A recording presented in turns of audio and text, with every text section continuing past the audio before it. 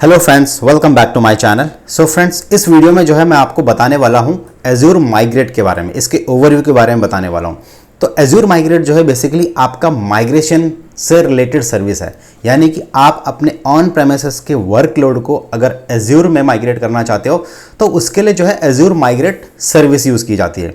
अभी अगर simple layman language में मैं बताऊं, लेट से अगर आप एक सिटी से दूसरे सिटी में अगर आप माइग्रेट होते हो तो आपको कोई तो एक आपको सारा सामान लेके जाना पड़ेगा, राइट। सोर्स से डेस्टिनेशन सिटी में सारा सामान लेके जाना पड़ेगा। तो सारा सामान वो जो आप माइग्रेट करोगे अपने आप को सारे सामान को, तो उसके लिए ट्रांसपोर्टेशन वे चाहिए, राइट। तो मोस्ट कॉमन और बहुत ही मोस्ट फ्रीक्वेंट यूज्ड जो ट्रांसपोर्टेशन वे है वो हमारा ट्रक के ऊपर आप सारा का सारा सामान एक जगह से दूसरी जगह पे जाके शिफ्ट करते हो।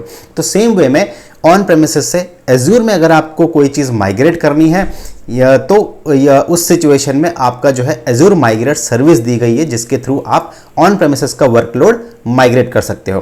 तो ये माइक्रोसॉफ्ट का डॉक्यूमेंटेशन है, आप इसको डिटेल में जाके पढ़ सकते हो। इसमें से ही मैंने कुछ इंपॉर्टेंट पॉइंट्स जो है यहाँ पर एक्सेल में मैंने नोट करके रखे हैं। तो बेसिकली क्या करता है, ये असेसमेंट करता है एंड देन आपका माइग्रेट करता है। क्या क्या चीज़ें माइग्रेट करता है एज्योर माइग्रेट सर्विस के थ्रू, आप क्या माइग्रेट कर सकते हो। विंडोज़ के मशीन्स, लाइनक्स के मशीन्स आप माइग्रेट कर सकते हो कहाँ पर, एज्योर में। यानी कि ऑन प्रेमिसेस अगर आपके पास विंडोज़ या लाइनक्स का मशीन है, चाहे वो फिजिकल है या फिर आपका VMware या हाइपर-वी के ऊपर होस्ट है, आप जो है उसको एज्योर में माइग्रेट कर सकते हो। डेटाबेस है अगर आपके पास ऑन प्रेमिसेस में, तो उस ऑन प्रेमिसेस डेटाबेस को आप एज्योर SQL डेटाबेस में माइग्रेट कर सकते हो या फिर एज्योर मैनेज इंस्टेंस के ऊपर माइग्रेट कर सकते हो।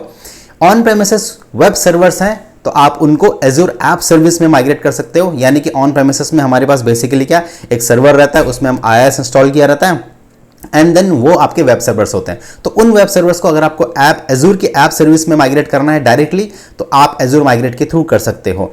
फिर ऑन प्रेमिसेस जो वर्चुअल डेस्कटॉप इंफ्रास्ट्रक्चर होता है, जिसे शॉर्ट में VDI बोलते हैं, अगर आप उस VDI को एज्योर के WVD में यानी कि विंडोज वर्चुअल डेस्कटॉप में माइग्रेट करना चाहते हो तो भी आप एज्योर माइग्रेट की सर्विस यूज कर सकते हो।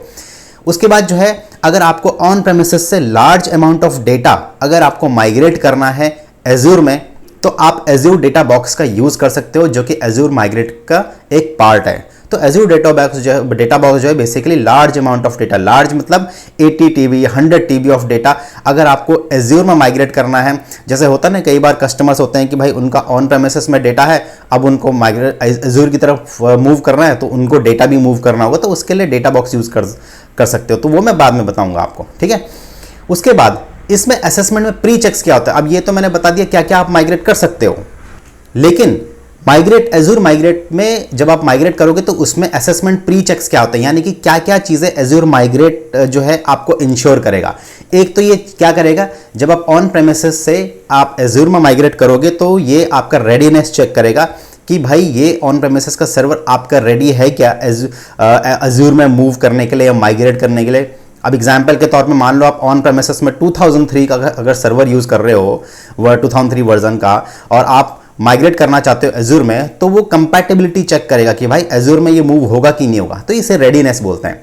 उसके बाद जो है एज्योर में जिस आप ऑन प्रेमिसेस के सर्वर को अगर एज्योर वर्चुअल मशीन में माइग्रेट करना चाहते हो, तो ऑब्वियसली वो एक एस्टिमेटेड उसका साइज निकाल के देगा कि ऑन प्रेमिसेस में अगर मान लो आपका 4 कोर है और 8 GB मेमोरी है, इतना डिस्क है, तो एज्योर में उसका क्या साइज और क्या डिस्क होगा, ये आपका जो है कंपैटिबिलिटी चेक करेगा, ठीक है। उसके बाद जो है ये एक एस्टिमेटेड कॉस्ट भी निकालेगा कि आपका जब आप माइग्रेट कर दोगे एज्योर में, तो आपका वो वर्चुअल मशीन का जो है ये जो भी रिसोर्स रहेगा उसका साइज क्या रहेगा।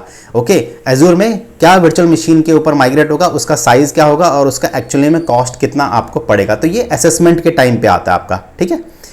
अब नेक्स्ट पॉइंट आते हैं, आप लोगों ने सुना भी होगा कि ASR होता है, एक एज्योर साइट रिकवरी, जो माइग्रेट के पॉइंट ऑफ व्यू से भी यूज होता है, ठीक है। बट एक्चुअली में देखो यहाँ पर मैंने डिफरेंस बता रखा है कि एज्योर माइग्रेट और एज्योर साइट रिकवरी में डिफरेंस क्या है। बहुत सारे लोग ये सोचते होंगे कि एज्योर साइट रिकवरी जो है मतलब ऑन प्रेमिसेस के वर्कलोड को एज्योर में माइग्रेट करने के लिए काम आता है, लेकिन बेसिकली क्या है, ASR जो होता है एज्योर साइट रिकवरी, वो आपका प्राइमरीली यूज्ड होता है डिजास्टर रिकवरी के लिए, राइट। डिजास्टर रिकवरी के लिए अभी ये जो ASR क्या है, ये इसका मैंने एक डिजास्टर रिकवरी का ऑलरेडी वीडियो बना रखा है, जो कि आप वर्चुअल मशीन की प्लेलिस्ट में जाकर देख सकते हो, तो आपको कंसेप्ट समझ में आ जाएगा, ठीक है। बट ASR जो है बेसिकली जो प्राइमरीली यूज्ड होता है वो आपका डिजास्टर रिकवरी के लिए यूज होता है, और एज्योर माइग्रेट जो यूज होता है वो आपका सिर्फ और सिर्फ माइग्रेशन पर्पस के लिए यूज होता है। तो आप ये नहीं कह सकते कि भाई आप ASR करके माइग्रेट कर दोगे। ASR फिर से बता रहा हूँ डिजास्टर रिकवरी के लिए यूज होता है, यानी कि जैसे कि हम बोलते हैं BCP plan, business continuity plan, यानी कि अगर मेरा एक रीजन डाउन हो गया है तो उसके रिडंडेंसी के लिए या हाई अवेलेबिलिटी के लिए मेरे पास दूसरे रीजन में मेरे पास एक सर्वर मशीन होना चाहिए मेरा एप्लीकेशन, ताकि रन हो सके। तो आप ASR के थ्रू उसको कॉन्फ़िगर कर सकते हो। लेकिन अगर आपको ऑन प्रेमिसेस का जो इंफ्रास्ट्रक्चर है या लोड है, वर्क लोड है, उसको अगर माइग्रेट करना है तो उसके लिए एज्योर माइग्रेट की सर्विस यूज़ कर सकते हो, जो कि प्योरली माइग्रेशन के पर्पज़ के लिए यूज़ होता है। ठीक है, तो ये था जो मैंने आपको मोटा मोटा ऊपर बताया है। एकदम डीप लेवल पे जानना है तो आप ये देख सकते हो, इसमें जैसे कि इंटीग्रेटेड टूल्स हैं, ये देखो सारा इसमें लिखा हुआ है कि असेसमेंट एंड माइग्रेशन में क्या क्या होता है। सर्वर्स होता है, डेटाबेसेस, वेब एप्स होते हैं, डेटाबेसेस कर सकते हो, वेब एप्लीकेशंस, वर्चुअल डेस्कटॉप्स और डेटा आप माइग्रेट कर सकते हो। फिर इसमें इंटीग्रेटेड टूल्स आते हैं कि आप क्या क्या टूल्स इसमें इंटीग्रेटेड है इसके साथ, जैसे कि एज्योर माइग्रेट सर्वर माइग्रेशन हो गया है, azure migrate disaster and discovery and assessment होता है, डेटा माइग्रेशन असिस्टेंट होता है, एज्योर डेटाबेस माइग्रेशन सर्विस होता है, जो कि ऑलरेडी मैं एक वीडियो बना चुका हूं, आप देख सकते हो। ठीक है, मैंने एक एज्योर माइग्रेशन करके एक प्लेलिस्ट बनाई है, आप उसमें जाके जितनी भी माइग्रेशन रिलेटेड वीडियोस है मैं उसमें ही डालता रहूँगा। मूवर करके आता है एक, ठीक है, वेब ऐप माइग्रेशन असिस्टेंट आता है, एज्योर डेटा बॉक्स आता है। ये सारे के सारे टूल्स जो है एज्योर माइग्रेट सर्विस के एक सब कॉम्पोनेंट्स हैं। ठीक है, उसके बाद जो है यहाँ पर कुछ इंटीग्रेशन है कि आप जो है मल्टीपल टूल्स के साथ इंटीग्रेट कर सकते हो। यहाँ पर आपको पूरा बता रखा है कि ये क्या करता है, डिस्कवरी करता है, एसेस करता है। ठीक है, फिर आपका सर्वर माइग्रेशन टूल्स में क्या क्या टूल्स यूज़ होते हैं, ये सब चीज़ें हैं।